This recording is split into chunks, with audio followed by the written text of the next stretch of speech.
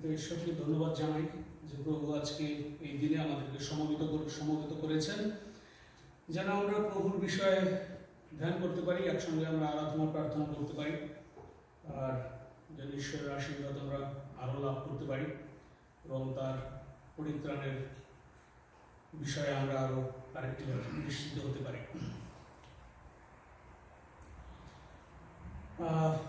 প্রভু, তোমার কাছে আসি, তুমি আশীর্বাদ করো এবং আমাদের সঙ্গে থাকো প্রভু, আমাদের উজ্জীবিত করো, যেন তোমার বাক্যের মধ্যে দিয়ে প্রভু তুমি আমাদের মধ্যে কথা বলো।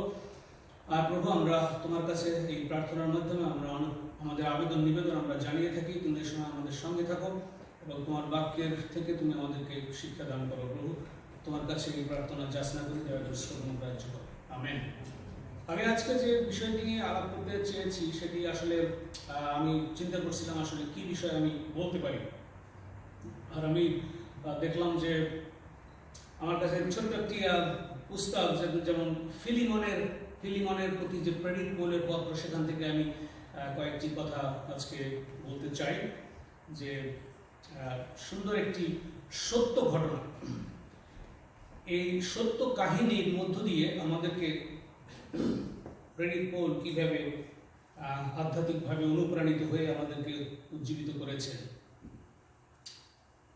ফিলিমনের পত্রটি যদি আমরা পুরোটা অধ্যয়ন করি, আমরা দেখব যে এটি গ্রিক বাইবেলের মাত্র 335টি শব্দ দিয়ে লেখা, এবং ওই সময় যে ফিলিমনের কাছে জেলখানায় থেকে প্রেরিত পৌল যে চিঠি লিখেছিলেন, সাধারণত ওই সময় এত বড় চিঠি লেখা হয় না। এটি একটি সেই তুলনায় ওই আমলের তুলনায় এটি একটি বড় একটি চিঠি, এবং ওটি আমরা জানি যে 60 খ্রিস্টাব্দ থেকে 61 খ্রিস্টাব্দের মধ্যে এই ঘটনা লিপিবদ্ধ হয়, এবং সম্রাট নিরোর জন্য প্রেরিত পৌল অপেক্ষা করতেছিল তার বিচারের সময়, এবং তিনি জেলখানায় ছিলেন এবং সেই জেলখানায় বসে চিঠি তিনি লেখেন। কিন্তু মূল বিষয় ছিল যে ফিলিমন তার হাউস চার্চ, তার ওয়াইফ, তার ছেলে এবং তার যে হাউস চার্চ ছিল, এবং ফিলিমন আসলে ধনী ব্যক্তি ছিলেন এবং ধার্মিক ব্যক্তি ছিলেন এবং সব দিক থেকে পরিপক্ক এবং উপযুক্ত এই ফিলিমন ছিলেন। আর এই ফিলিমনের যে চাকর বা কাজের লোক বলতে পারি আমরা, সে প্রকৃতপক্ষে সেই সার্ভেন্ট বা স্লেভ আমরা বলতে পারি। তার নাম ছিল, আমরা জানি যে তার নাম হলো অনিসিম বা অনিসিমাস। তো এই অনিসিম করলো কি, যে তার যে মাস্টার বা প্রভু, ওই সময় প্রত্যেক বাড়িতেই প্রায় ওইভাবে কাজের লোক থাকতো বা কৃতদাস থাকতো। এই ধরনের সিস্টেম, প্যাগানিজম ছিল ওই সময়, প্যাগানদের মধ্য থেকে এগুলি এসেছে। তো অনিসিম করলো কি, যে কোনোভাবেই হোক সেখান থেকে কিছু টাকা করে নিয়ে, হয়তো সে টাকা চুরি করে সে পালিয়ে এসেছে 1000 কিলোমিটার দূরত্বে সে চলে গেছে রোমে, এবং সেখানে গিয়ে সেই হয়তো কিছু একটা করেছে, যার ফলে সেও সেই জেলের মধ্যে ছিল। কিন্তু এই যে ফিলিমনের যে হাউস চার্চ, এখান থেকে সে টাকা চুরি করে পালিয়ে জেলখানায় আসছে, আর সেই একই জেলের মধ্যে প্রেরিত পৌল ছিলেন। সুন্দর একটি ঘটনা। আর এই জেলখানায় বসে প্রেরিত পৌলের পরিচয় হয় অনিসিমের কাছে এবং প্রচার করার সুযোগ পায়। প্রেরিত পৌল তার কাছে প্রচার করেন যীশু খ্রিস্টের রক্তের সুসমাচার প্রচার করার একটি বিশেষ সুযোগ প্রেরিত পৌল সেখানে নিয়েছে। এবং আমরা জানি যে যারা খ্রিস্ট বিশ্বাসী, তারা আমরা সবসময় সব জায়গায় বসে আমরা এই প্রচারের সুযোগটি আমরা নিতে পারি। এটি এই চিঠির আরেকটি মূল বিষয়, যে এর জন্য কোনো স্থান, কাল, পাত্রভেদে কোনো কিছুই বাধার সৃষ্টি করতে পারে না, যাতে প্রভুর বাক্য আমরা অন্যের কাছে দিতে পারি। এখন মূল বিষয়টা হলো যে এটা কিন্তু ওই বর্তমানে এই ফিলিমনের যে জায়গাটা ছিল, যে হাউস চার্চ বা তিনি যেখানে ছিলেন, সেই কলসিয়ান চার্চের সেই সিটিতে, সেটা কিন্তু তুর্কিতে, টার্কিশ, ওখানে সাউথ ওয়েস্টে ওই জায়গাটা ছিল। এখন মূল বিষয় যদি আমরা এখান থেকে দেখি, যে অনিশিমকে পরিচয় হওয়ার পরে প্রেরিত পৌল তাকে সুন্দরভাবে বলেছে যে প্রেরিত পৌল কে এবং তার কি দায়িত্ব। অনিশিম, তুমি শুনো যে পৃথিবীতে এরকম ঘটনা ঘটেছে যে যীশু খ্রিস্ট বা ঈসা রুহুল্লাহ তিনি পৃথিবীতে এসেছিলেন এবং তার যে পবিত্র রক্তক্ষরণ করেছে ক্রুশের উপরে এবং আমাদের সমস্ত পাপ সেখান থেকে তিনি মুছে দিয়েছেন। এবং এই যীশু খ্রিস্টের রক্তের সুসমাচার যখন তার কাছে প্রচার করা হয় আর তার মনের পরিবর্তন আসলো এবং পবিত্রতা তার হৃদয়ে কথা বলল এবং সেই অনিশিম তিনি যিশুকে গ্রহণ করলেন। এবং যখন এই প্রেরিত পৌলের সঙ্গে থেকে যিশুকে গ্রহণ করলেন তখন প্রেরিত পৌলের মনে প্রচণ্ড আনন্দ ছিল যে বাহ, আমি এই জেলের মধ্যে অন্তত একজনকে পরিপূর্ণভাবে যিশুকে গ্রহণ করার সেই কাজটি ঈশ্বর আমাকে দিয়ে করিয়েছে। এবং যার জন্য সে বলছে যে এই সুসমাচারে আমি অনিশিমকে জন্ম দিয়েছি, এরকম কথা বলেছে। এবং সে এখন আর দাস, এখন আর চোর সে নাই, আর সে চুরি করতে পারবে না, কারণ যিশুকে যখন গ্রহণ করছে, যিশুর আলো যখন ভিতরে ঢুকে গেল তখন আর সে চুরি করতে পারবে না।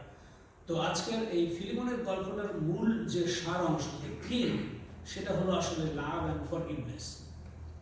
যে কিভাবে একজনকে ভালোবাসলে তাকে সেই ভালোবাসার মধ্যে কিভাবে আনা যায়। যদি পল তাকে ভালো না বাসতো তাহলে সুসমাচার দিতে পারত না।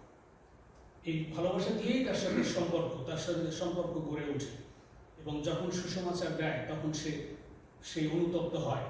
এই সুসমাচার সে শুনেছে, সে হৃদয়ের মধ্যে সেটা বোঝার চেষ্টা করেছে এবং তারপরে সে অনুতপ্ত হয়েছে। অনিশিম অনুতপ্ত হওয়ার পরে এই যীশু খ্রিস্টের এই রক্তের সুসমাচার সে গ্রহণ করেছে।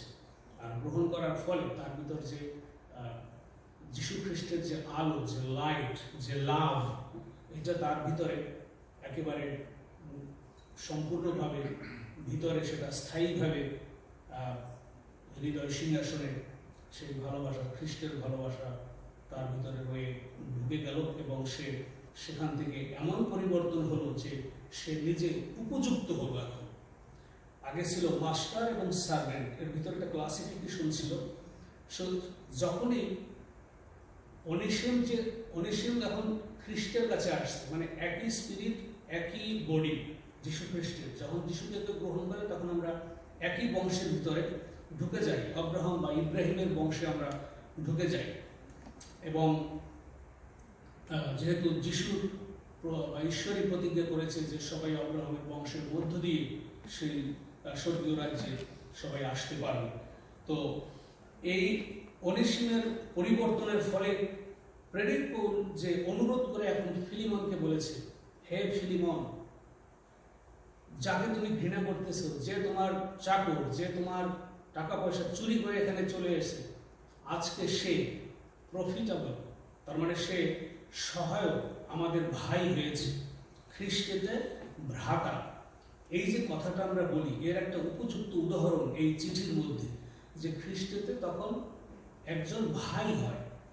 আধ্যাত্মিকভাবে যে যিশুকে গ্রহণ করবে তখন আমরা তাদেরকে আমরা বলি ভ্রাতা এবং ভগ্নী।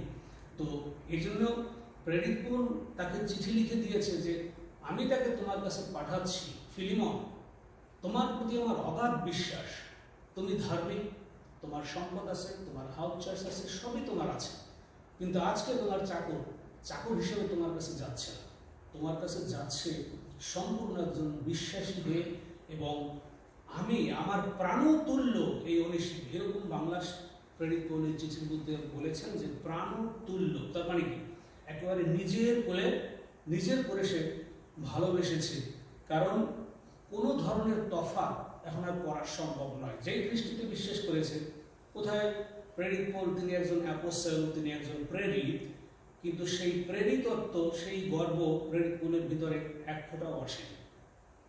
যখনই সে যিশুকে গ্রহণ করছে সঙ্গে সঙ্গে, অনিশিম তুমি এখন আমার ভাই।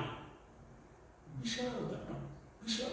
এই যে অ্যাকসেপ্টেন্স, এই যে গ্রহণ করা, এবং ওই সময় এগুলি গ্রহণ করার কোনো প্রশ্নই ওঠে না।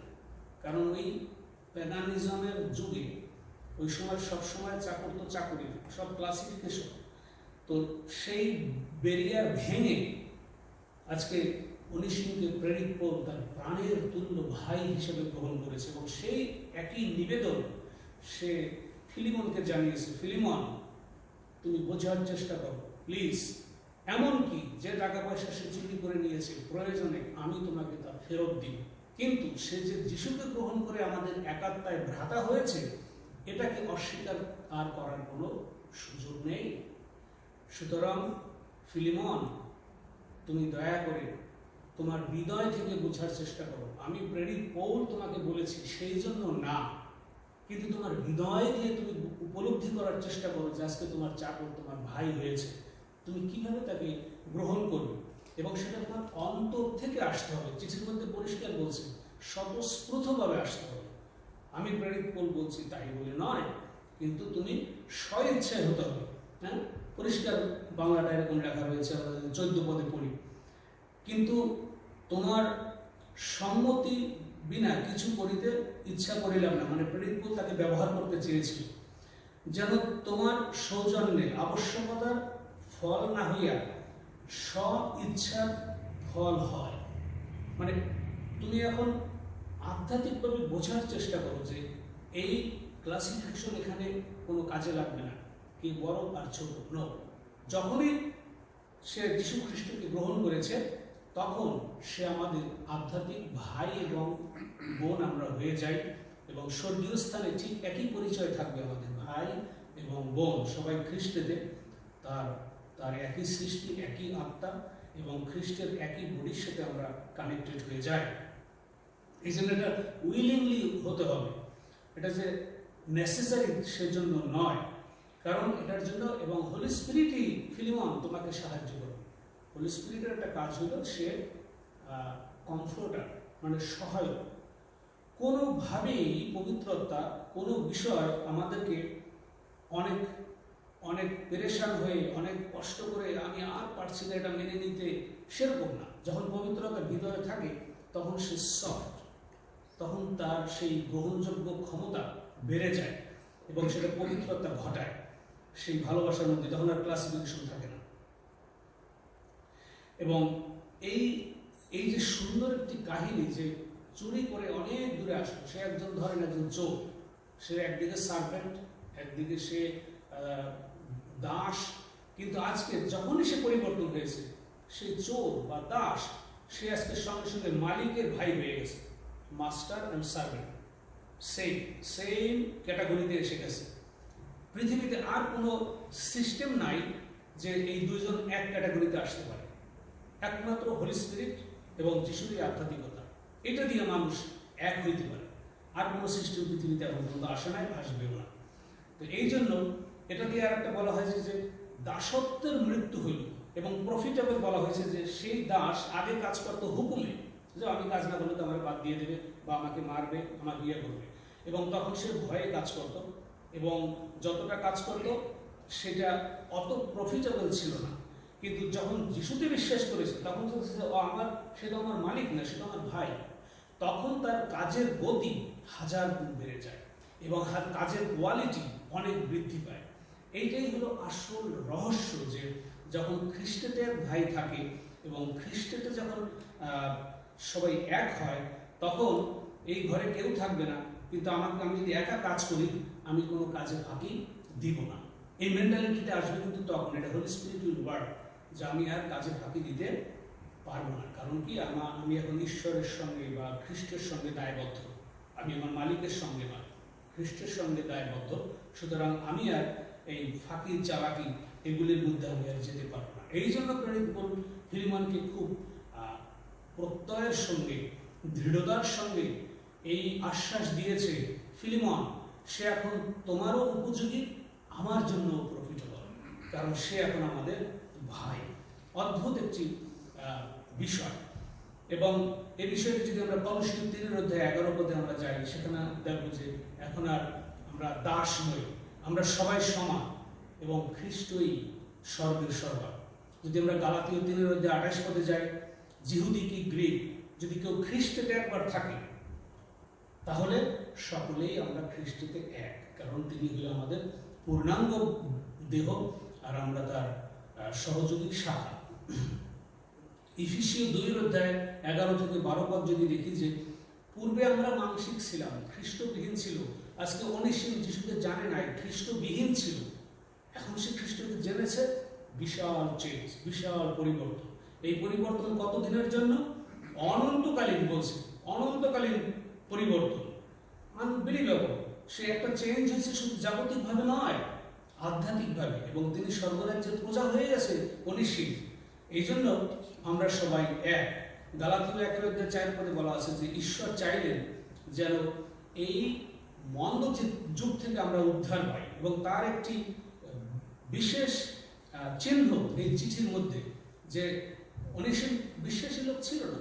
সে ওই সময় প্যাগানের একটা লোক বা চাকর হিসেবে সে কাজ করত। কিন্তু আজকে সে এই খ্রিস্টের এই রক্তের সুসমাচারের কারণে আজকে তার জীবন সম্পূর্ণভাবে পবিত্র জীবনে রূপ নিয়েছে। এবং আমরা জানি যে যদি আমরা মথিতে দেখি যে যাহা কৈশোরের তাহা কৈশোরকে দাও।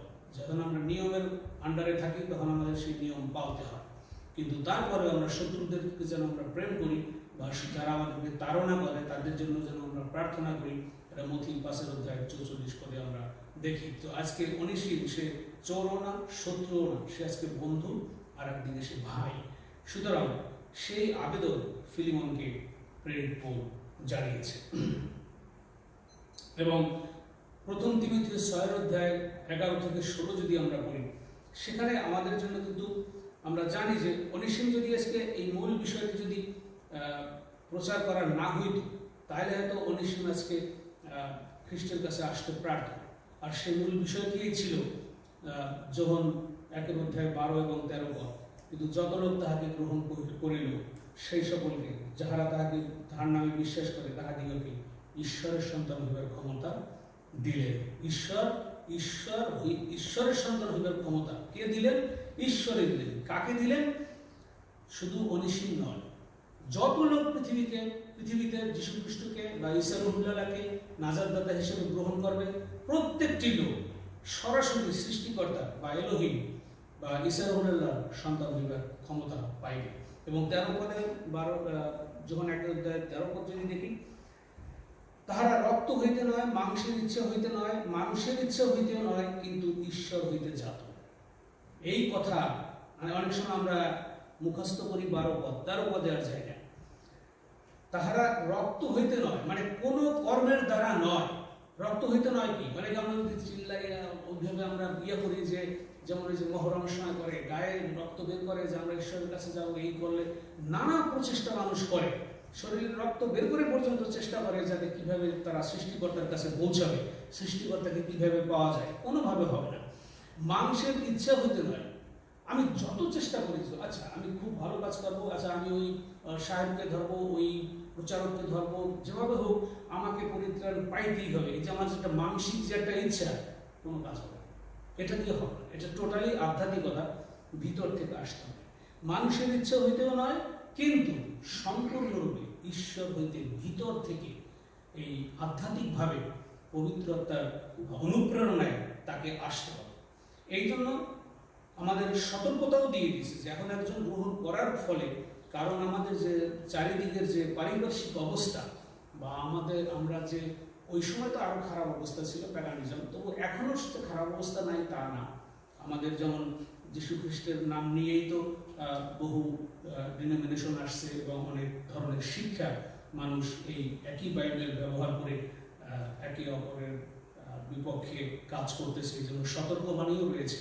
প্রথম তিমোথেওতে যদি আমরা যাই, সেখানে আমরা দেখব যে 6 অধ্যায় যদি আমরা পাঠ করি 11-16, সেখানে বলা হয়েছে যে এই যে তুমি যীশু খ্রিস্টের রক্তের যে সুসমাচার তুমি পেয়েছো, অনিসীম তুমি যা পেয়েছো, এই জিনিস এই রক্তের সুসমাচার ছাড়া এখন যদি তুমি আবার কোনো এই প্যাগানিজম নিয়ম কানুনের মধ্যে তুমি ঢুকে পড়ো, এই রক্তের সুসমাচার ছাড়া তুমি যদি ডাইনে এবং বায়ে যাও, তাহলে তুমি পরিত্রাণ হারাবে। এটা তুমি করতে পারবে না। তুমি এখন টোটালি চেঞ্জ। এবং এই সতর্কতা রয়েছে এবং সেখানে লেখা রয়েছে যে আমাদের পরিষ্কার এবং অনন্দনীয় যে শিক্ষা, সেই জিনিসটা কোনো এনি ফলস টিচিং বা ডিনোমিনেশনাল টিচিং, এগুলির মধ্যে গিয়ে আমরা অনেক সময় হারাইয়ে যাই। আমরা চাকরি করতে গিয়ে বা কোনো কাউকে প্রাধান্য দিতে গিয়ে, তার কথায় তাকে মানুষকে সন্তুষ্ট করতে গিয়ে আমরা এই রক্তের সুসমাচার থেকে দূরে সরে যাই। এবং এটা পরিষ্কার কমেন্টারিতে লেখা রয়েছে, এটা নট টু বি কম্প্রোমাইজড, অন্য কোনো নিয়মকানুনের সাথে আর কম্প্রোমাইজ করা যাবে না। অ্যান্ড এমনকি কোনো ফ্যাশনেবল অন্য কোনো শিক্ষার মধ্যে যাওয়া যাবে না। এই রক্তের সুসমাচারে স্থির থাকতে হবে একেবারে শেষ মুহূর্ত পর্যন্ত, যিশুর দ্বিতীয় আগমন পর্যন্ত। তার মানে আমি যতদিন জীবিত থাকবো সেই পর্যন্ত এই ছোট্ট বিষয়গুলিকে হৃদয়ে ধারণ করে তারপরে আমি পৃথিবীতে চলাফেরা করবো, কাজ করবো, কিন্তু হৃদয় থেকে যেন এই সত্য সুসমাচারটা হারিয়ে না যায়। তো এখানে প্রথম তিমথিও 6:2 আমি একটু জায়গায় পাঠ করতে চাই, ছোট্ট জায়গা। আর যাহাদের বিশ্বাসী কর্তা আছে তাহাদিগকে ভ্রাতা বলিয়া তুচ্ছ জ্ঞান না করে, পরিষ্কার বলা হয়েছে যে যেন ভ্রাতা বলে তুচ্ছ করার কোনো সুযোগ নাই। কারণ প্রেরিত পৌলের র্যাঙ্ক, অনিসিমের সেই সার্ভেন্টের র্যাঙ্ক, মাস্টার ফিলিমনের র্যাঙ্ক সব এখন সমান র্যাঙ্ক। এই জিনিস থেকে কোনোভাবেই বেরিয়ে আসা যাবে না, বরং আরো যত্নে দাস্যকর্ম করুক। দাস্যকর্ম মানে কি? আমার যে রেসপন্সিবিলিটি, আগে করতাম আমি ভয়ে, যে আমার বেতনের জন্য বা মাস্টারের ভয়ে করতাম, এখন করি আমি স্পিরিচুয়ালি, আমার মন থেকে। এখন আর আমার মাস্টারের অর্ডার দেওয়া হয় না, আমি জানি আমাকে কি করতে হবে। কেননা যাহারা সেই সদ্য ব্যবহারের ফল ভোগ করেন তাহারা বিশ্বাসী ও প্রেমের পাত্র হয়। এই প্রেম কিন্তু ঈশ্বরের প্রেম, কিন্তু তখন এই তিনজনের মধ্যে সমানভাবে বিরাজিত। এবং বলছে এই সকল শিক্ষা দাও ও অনুনয় করো। তার মানে তুমি পেয়েছো শিক্ষা তাই নয়, অনিসীম তুমি এখন আর একজনকেও এই একই শিক্ষা দিতে পারবে। ফিলিমন, তুমি তাকে তো ঘৃণা করবাই না, তাকে যে যখন তুমি নিলা তোমার ঘরে আবার, তখন দেখবা আরো 5 জন মাস্টার এবং চাকর তারা এগুলি দেখবে, কি ব্যাপার, তাদের বিহেভিয়ারে এত চেঞ্জ কেন, তারা সব কিছু কেন এত ভালো করতেছে। এটা হবে তখন ডেমনস্ট্রেশন।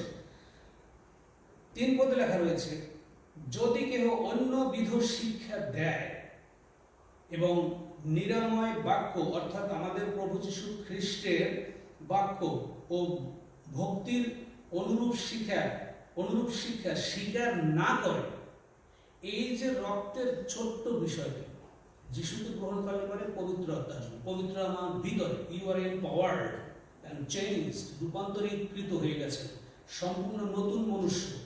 পিছনের দিকে তাকাবার কোনো সতর্ক নাই। এই সতর্কবাণী কিন্তু এই তিমথিও 6:3 পরিষ্কার বলছে যে নিরাময় শিক্ষা কোনোভাবেই যেন হারিয়ে না যায়, কেউ যেন এই ভালোবাসা থেকে পৃথক হয়ে না যায়।